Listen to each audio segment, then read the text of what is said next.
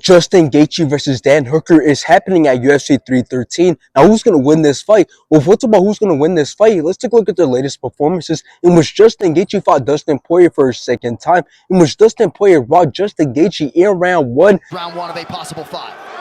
He got stunned. He got stunned. But then Justin Gaethje knocked out Dustin Poirier with a nasty head kick in round two. Heard from now, about a minute gone by round two. Now, after this, Justin Gaethje wanted to fight Max Holloway at UFC 300, in which both started off great until Max Holloway dropped Justin Gaethje in round three. But then Justin Gaethje dropped Max Holloway in round four. But then Max Holloway dropped and knocked out Justin Gaethje in round five. Now let's take a look at Dan Hooker's latest performances, in which he fought Jalen Turner, in which both started off very fast until both got rocked in round two.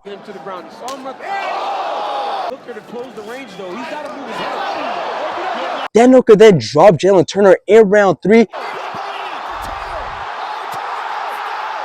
And Dan Hooker ended up taking it by decision.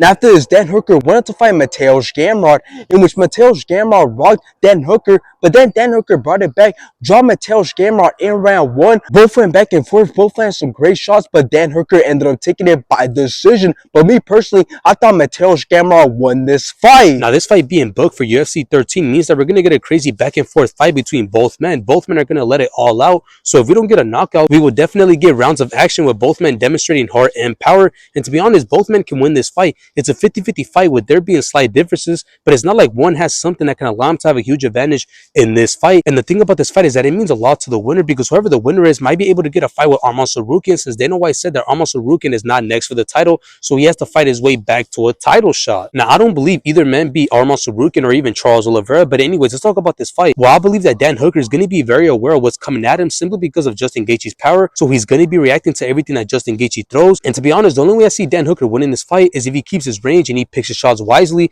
He can't get reckless because he runs the risk of getting clipped and possibly knocked out. So he wants to avoid getting reckless and get into a back and forth dogfight with Justin Gaethje. And as for Justin Gaethje, well, I believe the way he wins this fight is by overwhelming Dan Hooker with his pressure and power. And keep in mind, Dan Hooker got rocked with the head kick by Jalen Turner. So maybe if Justin Gaethje could land a similar shot that he landed on Dustin Poirier, which caused him to get the knockout win, then we might be able to get a similar outcome. But anyways, I got Justin Gaethje winning this fight, as I see him landing the cleaner and more significant shots, and I don't see Dan Hooker being successful with getting anything significant going. So I got Justin Gaethje outworking and outlanding Dan Hooker.